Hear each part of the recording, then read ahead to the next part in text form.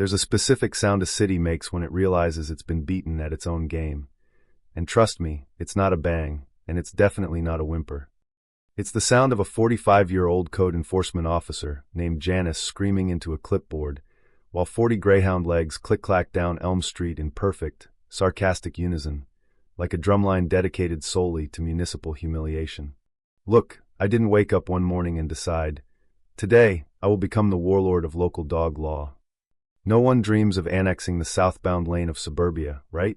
I just wanted to avoid a fine. But apparently, if the city of Philadelphia wants to tangle with me over legal technicalities, maybe, just maybe, they should have checked who in this town owns both a lawyer's dictionary and their own welding equipment. It all started like every good American farce, with a piece of pink carbon paper. There I am, standing in my driveway, holding a $500 citation like it's radioactive. The box checked? Failure to restrain a dangerous animal. And the so-called dangerous animal? Barnaby. A pug. Honestly, calling him a dog is generous. Barnaby's a potato that's achieved consciousness. He's lying in the sun, tongue hanging out like a slab of deli ham, wheezing so pathetically that you'd have to check for a pulse if you put him next to an actual sandwich. Barnaby does not hunt. He does not guard. Barnaby's evolutionary defense is making you feel too guilty to do anything but pet him. You have got to be kidding me, I mutter, but it's not to Barnaby. It's to Janice, standing at the end of my driveway in sunglasses big enough to weld with. Janice, every neighborhood's got one. Self-appointed HOA, even when there's no HOA. Beige sedan, stale coffee, and a judgmental neon vest. She doesn't wear it for safety, she wears it for dominance. That day, Janice decided I was public enemy number one. The law is the law, David, she says, her fingers attacking an iPad screen like it owes her money. Ordinance 42, Section B. All canines physically tethered. 6-foot leash, no exceptions. Her gaze doesn't even flicker as she rattles off municipal code with the passion of someone reciting Wi-Fi passwords. I point at Barnaby, flat as a pancake. He's asleep. He's moved 3 inches in the last hour. Gravity did most of the work. But Janice just points, long manicured finger jabbing at the sidewalk. Sidewalk city property. Public byway. You were gardening, not holding the leash. I point to the handle, 2 feet away from me. Not attached to Barnaby, sure, but 4 feet from my hand. Was it attached? She asks, eyes flat, soulless, just municipal code and the faint scent of Lysol. He's a pug, Janice. He has asthma. He can't outrun a Roomba. Who's he endangering? It's a liability, she drones. Child on a bike startles him. He lunges, bites, $500. You can appeal in court Tuesday, but I have photos. Time-stamped. And in that moment, it wasn't even about the money. Okay, it was mostly about the money, but it was the principle, the smug way she looked at Barnaby and saw danger, not a living beanbag with a tail. So let me get this straight, I say, voice low, stepping closer. The issue isn't Barnaby, it's the tether. The issue is the law, David. She tears the slip off her pad and stabs it at me. Physically tethered. 6 feet. Have a nice day. She pivots and marches back to her beige sedan, scribbling a note in a binder before driving off at exactly 24 miles an hour, 1 under the speed limit. I stand there for a long while, Barnaby snoring like a zipper on a broken tent. Physically tethered, I whisper. The citation text is dense and dry, city code at its finest. Any canine entering a public byway, sidewalk, or street must be secured by a non-retractable lead or leash held by a human handler. Said lead shall not exceed 6 feet. No mention of breed, no mention of temperament. Failure to comply, class citation. But as I scroll through the city website, something jumps out. They talk a lot about leash length and human handlers and muzzle requirements. But nothing, absolutely nothing, about how many dogs you can walk at once. Not a word about maximums. Not one. I sit on the steps, phone in hand, and the slow, evil grin that creeps across my face should be registered as a controlled substance. Janice wanted compliance. She wanted the letter of the law. Well, sometimes the letter bites back. Barnaby, I say, poking his ribs. He grunts. How'd you like some brothers and sisters? His only answer is to close his eyes. I take that as consent. Next morning, I don't go to work. I take a personal day, for the public good. First stop, Home Depot, contractor's entrance. Smell of sawdust, indifference, and opportunity. I'm eyeing chains, ropes, carabiners, doing some back-of-the-napkin geometry, when a voice behind me rumbles. You look like you're plotting a murder or building a swing set. Big Tony, contractor, kitchen remodeler, looks like a vending machine in a Tony's contracting tea. Tony's the kind of guy who could fix your drywall or break your kneecaps, probably both before noon. Tony, I need a rig. He squints. Not drywall. I don't do drywall on Tuesdays. Bad luck. Not drywall. I need a harness system, lightweight aluminum, 10 feet wide, attachment points every 18 inches, can be pulled by a single human. He puts the screws down. You plowing fields now, Dave? Get into agriculture? No, I'm getting into malicious compliance. I lay out the story, Barnaby the garden Janice. Tony spits, right in Home Depot. Janice from Code Enforcement? Beige Toyota? The very same. Cited me for a dumpster last month, said it was 3 inches too close to the curb. Cost me $200. Tony's in.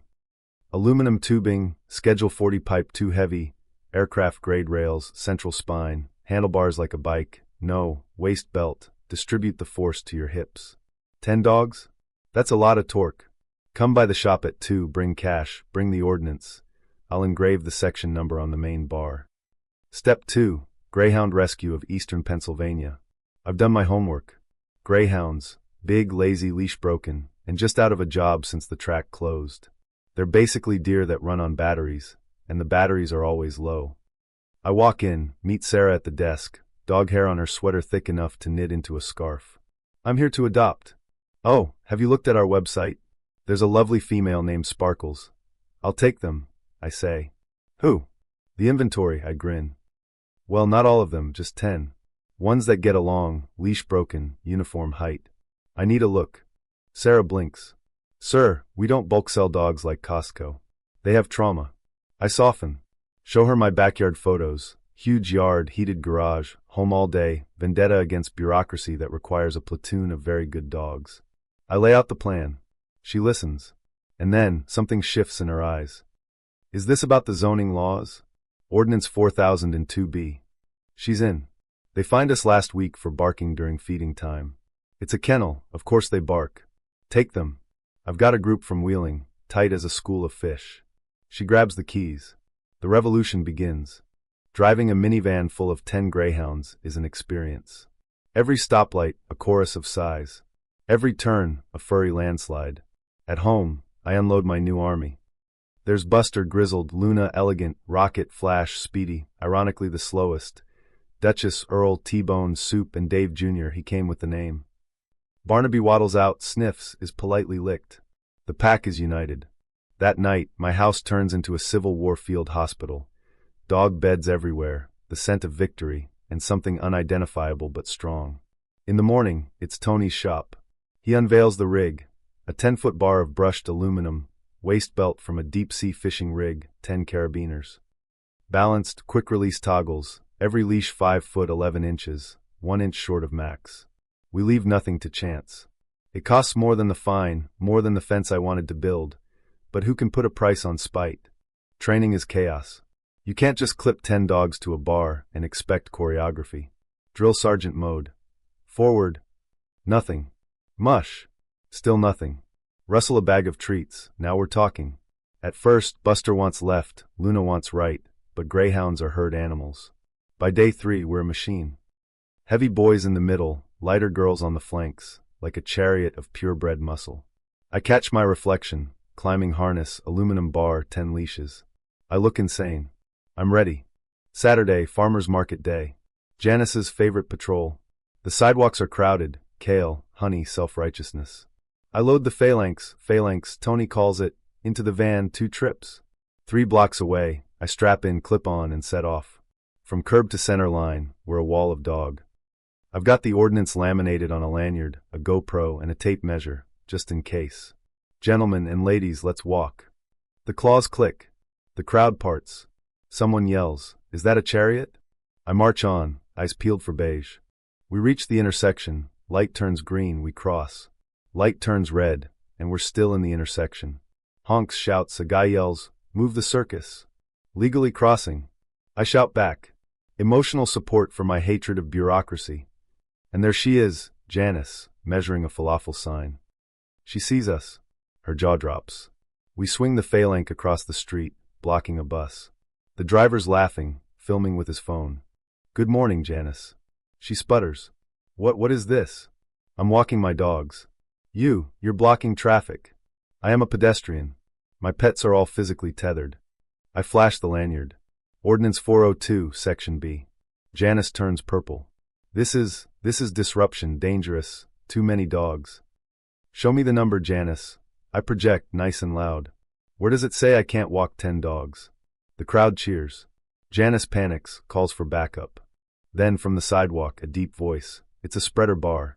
Big Tony, tool belt and DeWalt tape measure, steps up. Official measurement. Independent contractor. Tony kneels, hooks the tape to the carabiner. "Pull it taut." I step back. The crowd holds its breath. "Read it," Tony commands. Officer Miller, arrived with squad cars and Saturday morning exhaustion, leans in. 5 foot, 11 3/4. Quarter inch for humidity expansion. Every leash is measured, every one perfect. Tony snaps the tape.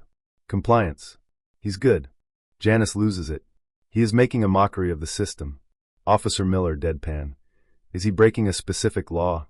He's blocking the street. He's a pedestrian, Janice. Right of way. Miller turns to me, mouth twitching. Maybe walk single file next time. Law doesn't specify formation, officer. But I'll take it under advisement. The crowd erupts. "Let the dogs walk," chants start. Someone's live streaming. I command, "Mush." The phalanx moves on. As we go, I look back. Janice is alone, clutching her tape measure, utterly defeated. Tony gives me a thumbs up, lights a cigarette, no one dares sight him. Fallout is instant. By the time the dogs and I limp home, I'm trending. They call me the Greyhound General. There's fan art of Barnaby sleeping in his pouch. But fame doesn't fix City Hall. Monday, certified letter. Not a fine, a summons. Emergency session, City Council, zoning variance. I show up in my best suit. No dogs, but I bring Tony fresh shirt, formal with a pocket. Chambers packed. Mayor Henderson looks like a ball of dough that's just realized it's undercooked. Janice is there, smoldering. "Mr. Miller," Henderson starts. "We've seen the videos. They're educational." "A traffic nightmare," adds a councilwoman. "You caused gridlock." "I was merely complying, Mr. Mayor. Physically tethered, 6 feet, as per the law. We're amending the ordinance, 3 dogs per handler. But it takes 30 days. We can't have you blocking Elm Street." "I have free time, Mr. Mayor. The dogs need exercise. Planning a route down Main tomorrow." Pale faces. "What do you want?" the mayor asks. This is my moment. 3 things, I say. First, drop Barnaby's citation and get an apology from code enforcement. Janice makes a noise like a boiling kettle. Done. Second, refund the $500 plus rig costs. Fine. Petty cash. Third, permit for a 6-foot privacy fence, front and back, setback variance, no architectural review. Tony unrolls blueprints like it's the Normandy invasion. If I get the fence, I don't need to walk the dogs on the street. The phalanx retires. Traffic flows. The mayor studies the blueprints, looks at me, then at the crowd. If I sign, you promise never to attach 10 animals to aluminum again? I promise, unless I get a cat. He signs. Meeting adjourned. 3 months later, my cedar fence is a masterpiece. The ordinance now limits 3 dogs per handler, the Miller rule. I'm thinking of getting it framed. The phalanx hangs in my garage, scarred but proud, a relic of civil disobedience. The Greyhounds? Still here. You can't give back a pack of misfits like that. They nap everywhere, Buster on the sofa, Luna on the love seat, Barnaby asleep on top of Flash. The vacuum has given up. But every now and then on a Sunday morning, I stand in my garage, run my hand over that aluminum bar. Sometimes you don't fight the law, you just follow it so hard it breaks under its own weight. And somewhere in this city, Janice is measuring someone's grass. And I like to think, every time she does, she hesitates because she knows the Greyhounds are waiting. You know, looking back, I realize the lesson isn't just about beating City Hall at their own game, or about the sweet taste of petty victory. It's about the strange ways we carve out our little islands of freedom, even if it means wielding a 10-foot spreader bar and a pack of retired racers. Sometimes the rules don't make sense, and sometimes you gotta show everyone just how silly things can get when no one bothers to question the script. It's not revenge. It's proof that a little stubbornness, a little community, and a lot of aluminum can shake even the most ironclad rulebook. So tell me this, Where's the line between justice and mockery? When does following the rules become the sharpest form of protest? Have you ever had to fight petty power with pettier compliance? Let me know, because somewhere out there, we've all got a little Janice measuring our grass, just waiting for a reason to pause. If you've got a story about justice, bureaucracy, or just sticking it to the man in your own backyard, drop it in the comments. Because honestly, I think the world needs to hear a few more tales where the little guy wins, by following the rules just a little too well.